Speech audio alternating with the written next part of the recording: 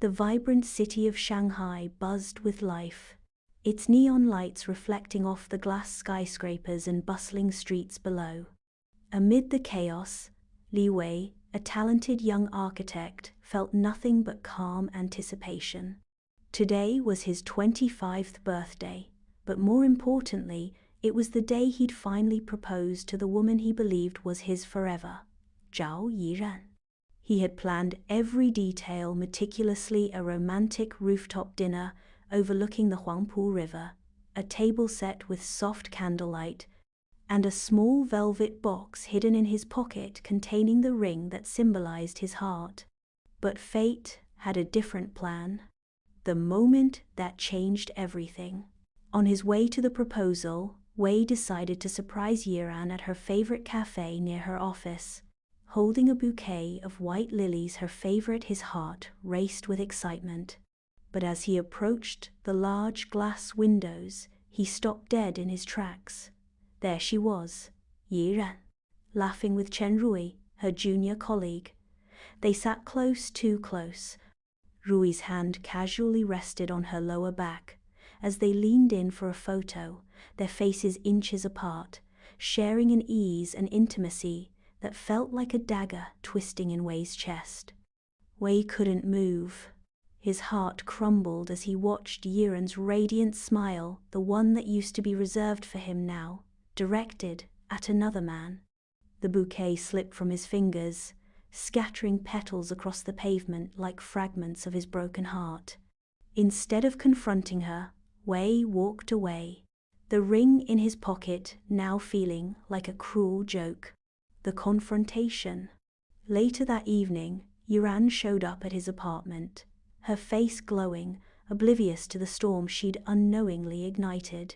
"Happy birthday, Wei," she said cheerfully, leaning in to kiss him, but he turned slightly, her lips grazing only his cheek. "Where were you today?" His voice was calm, too calm, masking the turbulence beneath. "Just at work. Meetings, reports. Rui messed up some documents again, so I had to fix them." She laughed lightly, but her smile didn't reach her eyes when she saw his expression. Wei's eyes darkened. "I saw you." Yiran blinked, confusion flickering across her face. "Saw me? Where?" "At the cafe, with him." His words were sharp, each syllable cutting like glass. Her face paled slightly, the laughter fading. "Wei, it's not what you think. Rui's just a colleague. We were taking a photo for the company event next week. That's all." But Wei wasn't convinced. It wasn't just the photo. It was the casual touch, the laughter that seemed effortless, the kind of connection that spoke volumes without words. "You don't laugh with me like that anymore," he whispered, his voice breaking. "You look at him the way you used to look at me." Yiran's breath hitched, her defenses crumbling. I didn't realize." Her voice was soft, almost fragile. She wasn't denying it, not entirely, because deep down, something had shifted, and she knew it. "Maybe that's the problem," Wei replied quietly, turning away. The confusion. In the days that followed, Yiran found herself haunted by the confrontation. She stared at her phone, rereading Wei's last text, a simple, "Take care," over and over. Was it really just friendship with Rui? She thought back to their interactions, the way Rui made her laugh during stressful days, the comfort in their easy banter. She'd convinced herself it was harmless, but now, with Wei's absence looming large, she wasn't so sure. Memories of Wei flooded her mind, their late-night talks, his quiet gestures of love, the way he listened without interrupting, how his presence felt like home. She missed him, but more than that, she missed who she was, with him grounded, cherished, safe. Regret gnawed at her. She had taken his love for granted, blinded by the thrill of new attention, not realizing what she was slowly losing until it was gone. The turning point. Months passed. Yiran tried to reach out, but Wei never responded.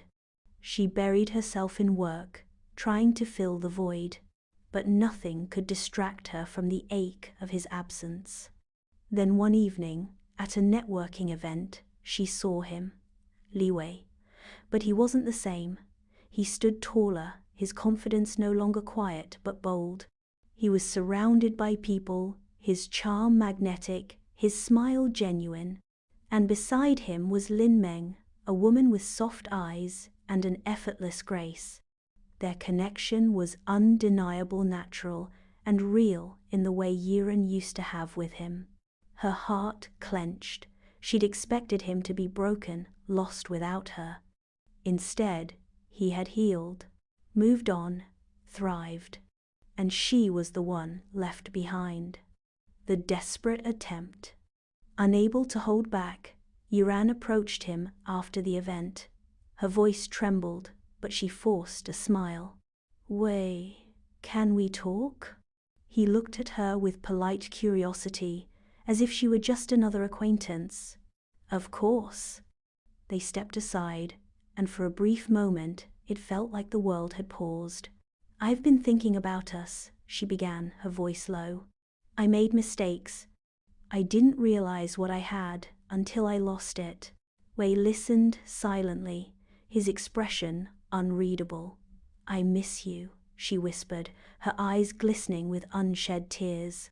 "I miss us. Can we try again?"